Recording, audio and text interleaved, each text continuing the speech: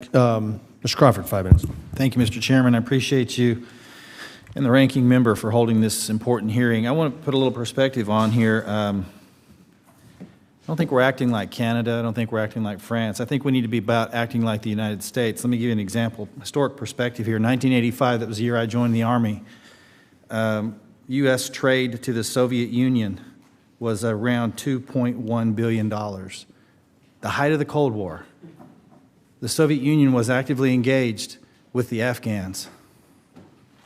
And I served in that theater later in my tenure in the United States Army. So somehow we managed to find a trade relationship with the Soviet Union. A very hostile regime, a very oppressive regime. I'm not going to give you any more further background on that. Vietnam, 2001 bilateral trade agreement, established permanent normal trade relations with Vietnam. 10-year hot war with Vietnam, a very oppressive regime. Don't have to give you all the background there. We've seen an increase of 1,200% in trade in Vietnam. So I'm not asking us to act like Canada. I'm asking us to act like United States of America. I think it's reasonable to think that we should provide opportunity for farmers. When I talk to farmers in my district, they say, you know what, we can get by without all the policy things that you're messing up in Washington if we can do a handful of things. One of them, get the EPA off our backs. I think we can all agree on that. The other, open up market opportunities for U.S. producers.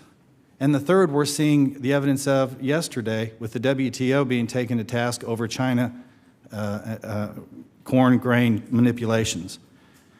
The point is, my goodness, we have to look at this thing over and over again through the lens of the Cold War that's been over for 20 years. I understand your concerns. This bill was written specifically to address the concerns and the sensibilities of the Cuban expat community in South Florida. Very specifically, because we have a very sensitive understanding of how this is, as we've seen here, a very emotional issue. But my goodness, can we look at this in a different context? Mr. Isbell, if you would give me a little bit of perspective here. I know you mentioned 135,000 tons. We've done the math here. I gave the chairman a bad figure earlier, but it's been refined. That represents anywhere between 3 to 5% of total U.S. production. Is that right? That sounds correct.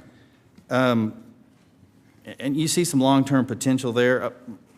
My point is, I'm concerned that if we are not actively engaged in Cuba at this point, that there's a void of American leadership. This is what we say all the time. This is what's going on with trade agreements and world affairs.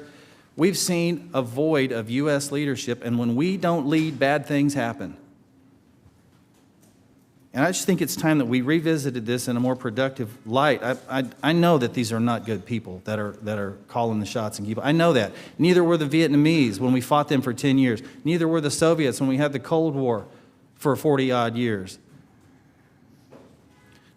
For that matter, neither is China, who's grossly manipulating their currency and who oppresses religious minorities and who squelches free speech. And yet we've got billions and if not trillions of dollars in economic investment in China.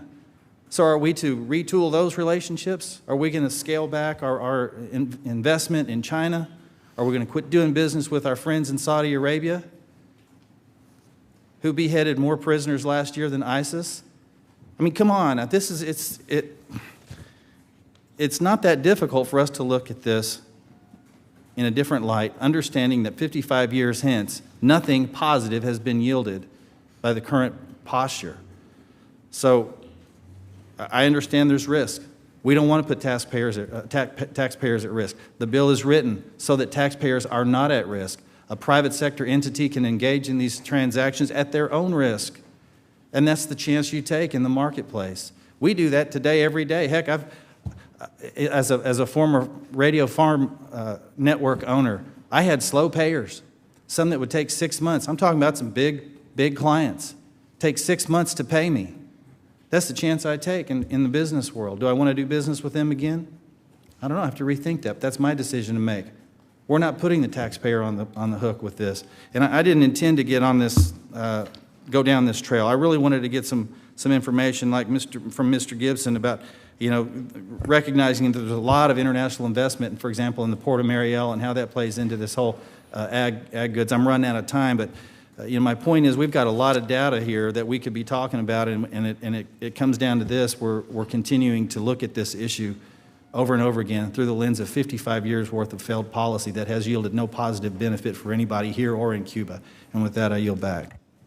Gentleman's time has expired. Ms. Graham, 5 minutes.